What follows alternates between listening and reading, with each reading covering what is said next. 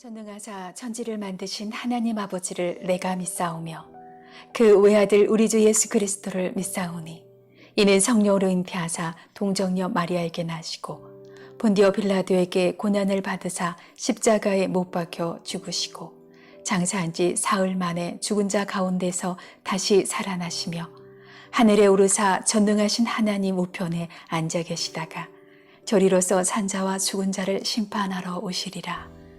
성령을 믿사오며 거룩한 공예와 성도가 서로 교통하는 것과 죄를 사하여 주시는 것과 몸이 다시 사는 것과 영원히 사는 것을 믿사옵나이다. 아멘.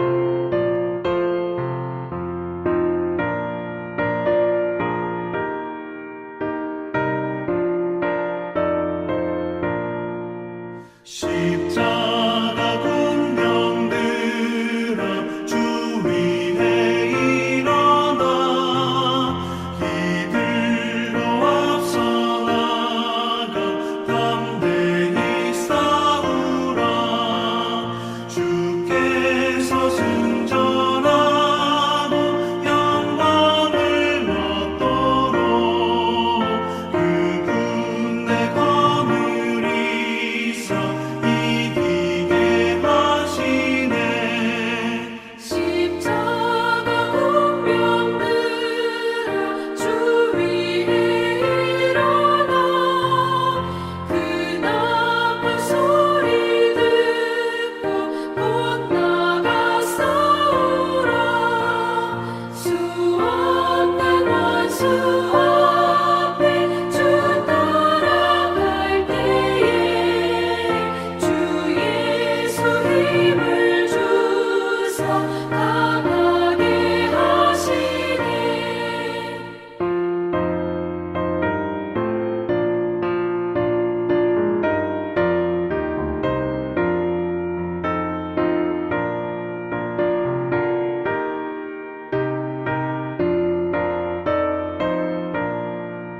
십자가 군병들아 주 위에 일어나 내 힘이 부족하니 주 권능 믿으라.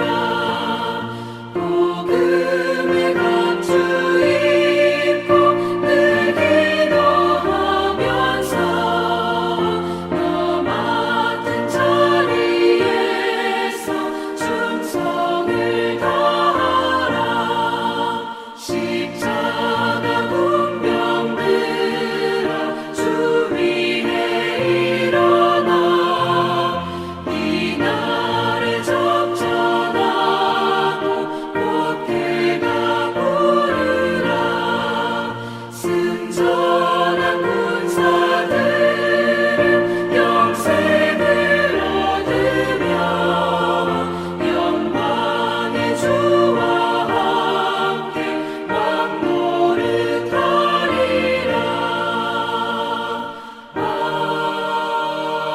아멘.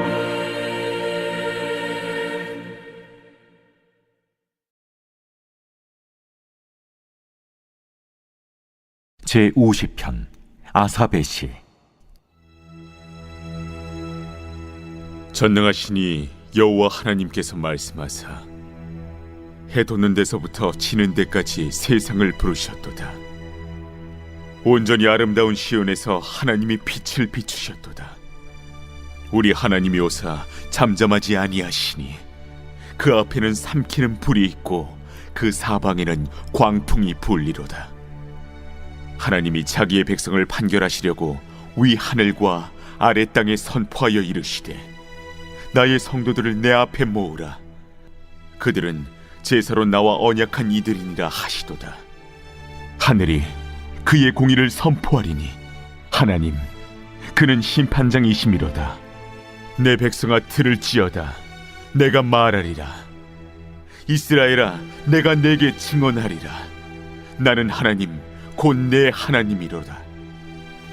나는 내 재물 때문에 너를 책망하지는 아니하리니 내 번제가 항상 내 앞에 있음이로다. 내가 내 집에서 수소나 내 우리에서 순념소를 가져가지 아니하리니 이는 삼림의 짐승들과 무산의 가축이 다 내 것이며 산의 모든 새들도 내가 아는 것이며 들의 짐승도 내 것이미로다. 내가 가령 줄여도 내게 이르지 아니할 것은 세계와 거기에 충만한 것이 내 것이미로다. 내가 수소의 고기를 먹으며 염소의 피를 마시겠느냐? 감사로 하나님께 제사를 드리며 지존하신 이에게 내 소원을 갚으며 환난 날에 나를 부르라. 내가 너를 건지리니 내가 나를 영화롭게 하리로다. 악인에게는 하나님이 이르시되 내가 어찌하여 내 율례를 전하며 내 언약을 내 입에 두느냐? 내가 교훈을 미워하고 내 말을 내 뒤로 던지며 도둑을 본즉 그와 연합하고 간음하는 자들과 동료가 되며 내 입을 악에게 내어주고 내 혀로 거짓을 꾸미며 앉아서 내 형제를 공박하며 내 어머니의 아들을 비방하는도다. 내가 이 일을 행하여도 내가 잠잠하였더니 내가 나를 너와 같은 줄로 생각하였도다.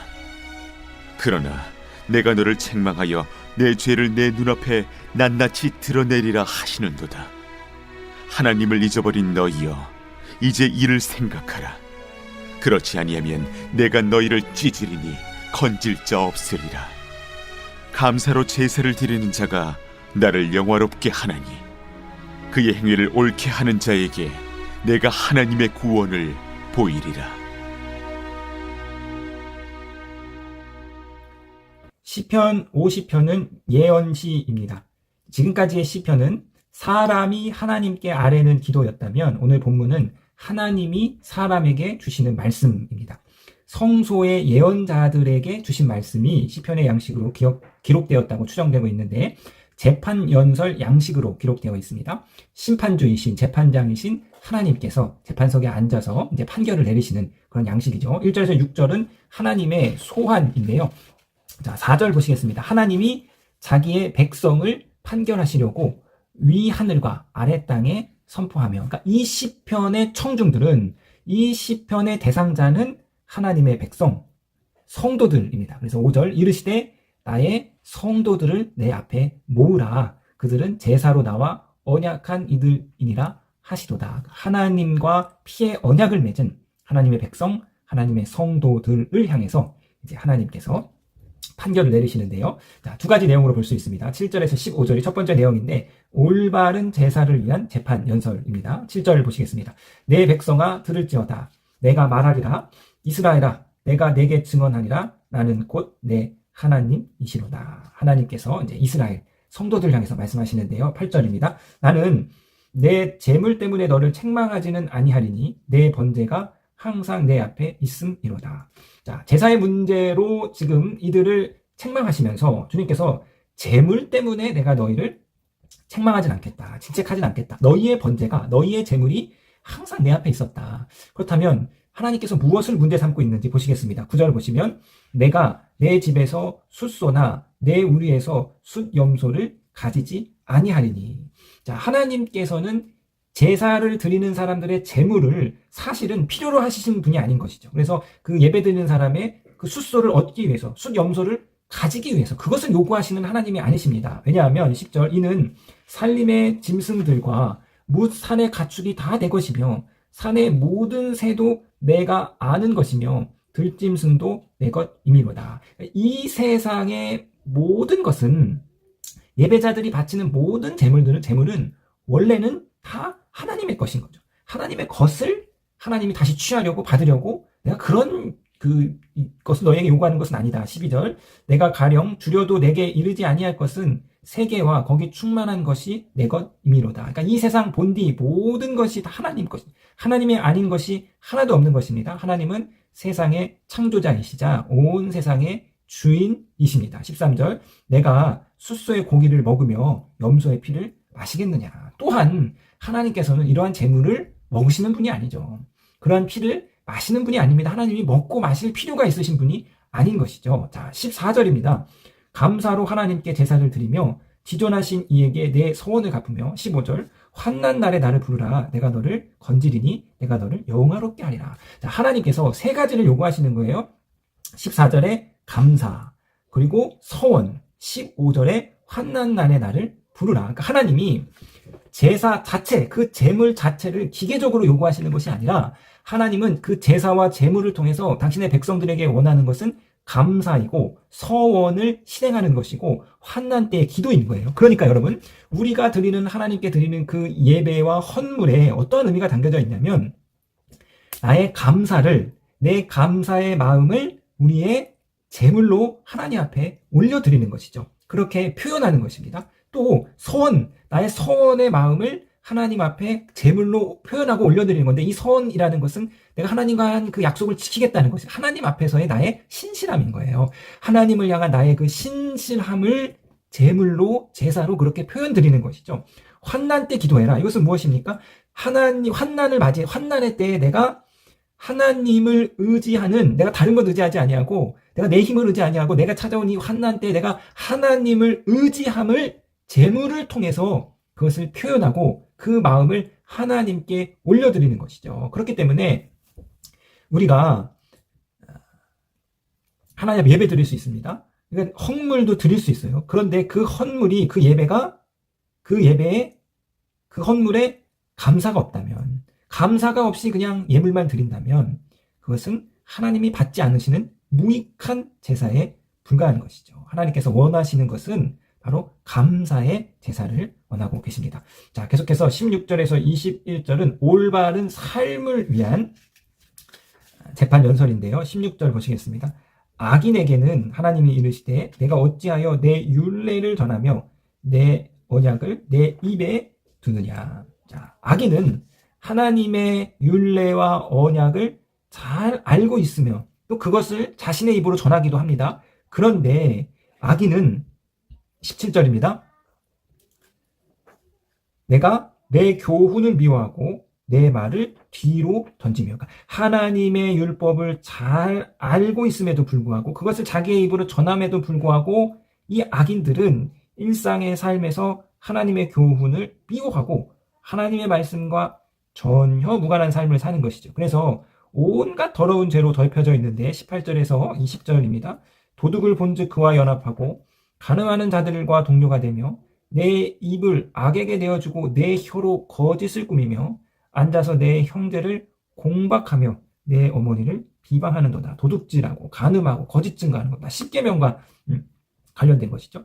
하나님은 이처럼 십계명을 알고 있으면서도 이를 실천하지 않는 사람을 16절에서 성도가 아니라 악인이라 이렇게 칭하고 있습니다. 하나님과 언약을 맺고 하나님과 피의 제사로 언약을 맺은 그분의 백성이라 할지라도 그들이 하나님의 율법을 알면서도 지키지 아니하면 하나님은 그들을 악인이라 명확하게 칭하고 계신 것이죠. 자, 21절입니다.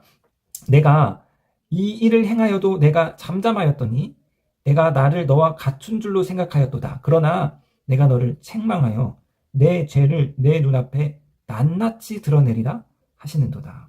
이 악인들은 자신들이 하나님의 율법을 알고도 지키지 아니하는 이 모습에 대해서 하나님이 침묵하고 계시니까, 하나님이 자신들의 죄를 드러내는 것이 아니라 하나님이 잠잠히 침묵하고 계시니까 그 침묵을 보면서 하나님이 우리와 암묵적으로 동조하신다, 하나님이 잠잠히 계시는 거면 그 침묵은 동조의 침묵이라고 오해하고 있습니다. 그러나 여러분, 하나님의 이 침묵은 그분의 동의를 나타내는 것이 아니라 하나님의 긴 인내를 보여주시는 것입니다. 아버지가 자녀의 잘못을 다 알매도 불구하고 잠잠하게 인내하면서 침묵하는 것이죠. 이처럼 하나님은 자주 침묵하신, 오래 참으시는 하나님이십니다. 그러나 하나님께서는 결코 영원히 침묵하시지는 않습니다. 하나님의 그 오래 참음의 그 임계점을 넘어서게 되면, 하나님의 참으심의, 기다리심의 임계점을 넘어서게 되면 그 다음에 하나님의 심판이 오는데, 이 심판은 되돌릴 수 없는 불가역적인 심판임을 우리는 기억해야 할 것이죠. 자, 최후의 경고입니다. 22절에서 23절. 하나님을 잊어버린 너희여, 이제 이를 생각하라. 그렇지 아니하면 내가 너희를 찢으리니 건질 자가 없으리라. 하나님을 잊어버린 자 누구입니까? 하나님의 말씀을 입에 달고 살면서도 순종하지 않는 것, 제사를 드리면서도, 제물을 드리면서도 그 마음에 감사가 없는 사람들, 바로 이들이 하나님을 망각한 자이고, 만성적으로 하나님을 망각한 자들에게는 먹이를 찢어는 굶주린 사자 같은 진노의 하나님을 만나게 될 것입니다. 23절입니다. 감사로 제사를 드리는 자가 나를 영화롭게 하나니 그의 행위를 옳게 하는 자에게 내가 하나님의 구원을 보이리라.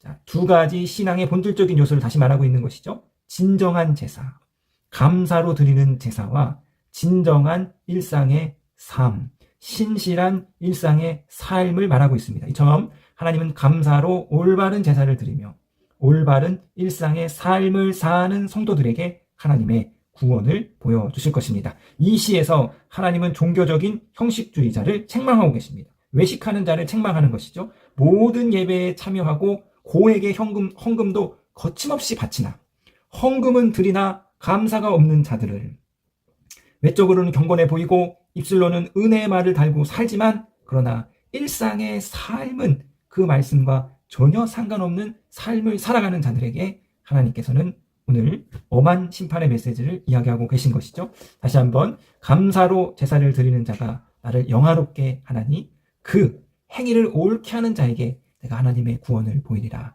오늘 본문 마지막 23절의 말씀을 이 새벽에 가슴에 새기시고 하나님 앞으로 나아가시는 저와 여러분이 되기를 주님의 이름으로 부탁드리겠습니다.